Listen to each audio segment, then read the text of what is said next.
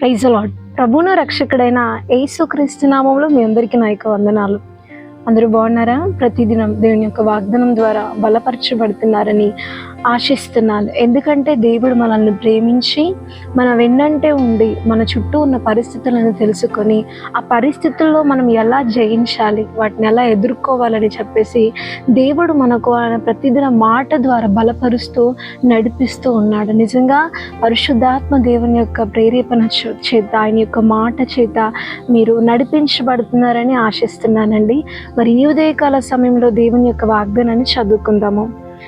యాకోబు 5వ అధ్యాయము 11వ వచనము. యాకోబు రాసిన పత్రిక 5వ అధ్యాయము 11వ వచనము. సహించిన వారిని ధన్యులు అనుకొనుచున్నాము కదా. ఆమేన్. చూడండి, ఇక్కడ యాకోబు సహనము గురించి, ఓర్పు గురించి, ఓపిక గురించి మాట్లాడుచు అంటున్నాడు. ఏంటంటే మనం ఏమనుకున్నాము, ఎవరైతే సహిస్తారో వాళ్ళు చాలా ధన్యులు అని అనుకున్నాం కదా అని ఇక్కడ మాట్లాడుతూ ఉన్నాడు యాకోబు. నిజంగా సహించే వారు ఎవరు అని అంటే ధన్యులు అని ఇక్కడ రాయబడి ఉంటుంటే ఆ అదృష్టం, ఆ ధన్యత కొంతమందికే ఉంటుంది. ఒక మాటలో చెప్పాలంటే సహనం అనేది ఒక వరం అండి. ఆ వరం అందరికీ ఉండదు. క్రైస్తవులు అయినప్పటికీ కూడా వరం అనేది సహనము, సహించే వరము, ఓపిక పట్టే వరం అనేది కొంతమందికే ఉంటుంది. సహించే వరము, ఓపిక పట్టే వరం అనేది ఎంతమందికి అయితే ఉంటుందో వాళ్ళందరూ ధన్యులు. They are so blessed. వాళ్ళు చాలా అదృష్టవంతులని ఇక్కడ దేవుని యొక్క వాక్యం అనేది మనకు సెలవిస్తూ ఉన్నదండి. అవును, మనం అన్ని విషయాలలో సహింపగలిగిన వారమై ఉండాలి.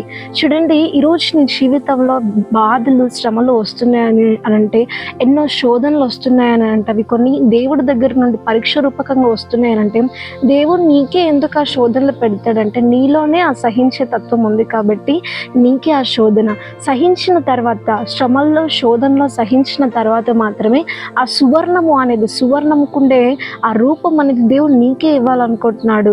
ఆ సువర్ణానికి, ఆ సువర్ణం అనే రూపాన్ని ఇవ్వడానికి గల ముఖ్యమైన అవసరత, సహనము అన్న యొక్క అవసరత నీలోనే ఉంది కాబట్టి అది నీకే దేవుడు ఇవ్వాలనుకుంటున్నాడు. చూడండి, మనము బయట చూస్తున్నట్టే కూడా చాలామంది క్రైస్తవులలో కొంతమంది గర్భఫలాలు లేట్గా అవుతాయి, కొంతమందికి తొందరగా అవుతాయి. ఎందుకంటే దేవుడు అందరికీ తొందరగా కలిగించవచ్చు కదా. దేవుడు అనుకుంటే మన జీవితాలలో కార్యాలు తొందరగా చేయగలరు. ఇంకా మా ప్రాణాలు పోతాయి, ఇంకా మాకు అసలు లైఫ్ లేదు అని సిరియా ప్రజలు అనుకున్నారు. కానీ రాత్రికి రాత్రే ఆకాశ వాకిళ్ళు విప్పినంతగా దేవుడు వాళ్ళకు భోజనాన్ని దయచేశారు, కేవలం కొంతమంది కుష్ఠరోగుల ద్వారా. నిజంగా దేవుడు అనుకుంటే చాలా తొందరలో మన లైఫ్ని మార్చగలరు. కానీ స్టిల్ మన జీవితాలలో ఎన్నో కష్టాలు, ఎన్నో బాధలు ఉన్నాయని అంటే ఆ బాధల్లో సహించతత్వం నీలో ఉంది కాబట్టి, ఆ సహించిన తర్వాత ఒక గొప్ప బహుమతి నువ్వు చూస్తావు కాబట్టి దేవుడు ఈరోజు నిన్న శ్రమల గుండా నడిపిస్తున్నాడు. గర్భఫల విషయంలో కొంతమందికి ఆలస్యంగా ఎందుకు జరుగుతాయి? ఆలస్యంగా ఉన్న ప్రతి గర్భఫలాలు, లేటుగా వచ్చిన ప్రతి గర్భఫలాలు దేవుని చేతిలో ఒక బాణంగా ఉంటాయి. ఆ బాణం ఎవరికి వస్తుందంటే ఎవరైతే సహిస్తారో. కొంతమంది 10 సంవత్సరాలు, 5 సంవత్సరాలు, 7 సంవత్సరాలు సహించిన వారికి లేటుగా వచ్చిన గర్భఫలాలు చాలా అంటే చాలా విలువగలిగిన గర్భఫలాలు. గర్భఫలం ఆలస్యమైనప్పుడు లేటుగా సహించతత్వం కొందరికే ఉంటుంది కాబట్టి సహించతత్వం ఎందరికైతే ఉంటుందో వాళ్ళకు మాత్రమే దేవుని చేతిలో బాణం వంటి గర్భఫలాలను ఇస్తాడండి.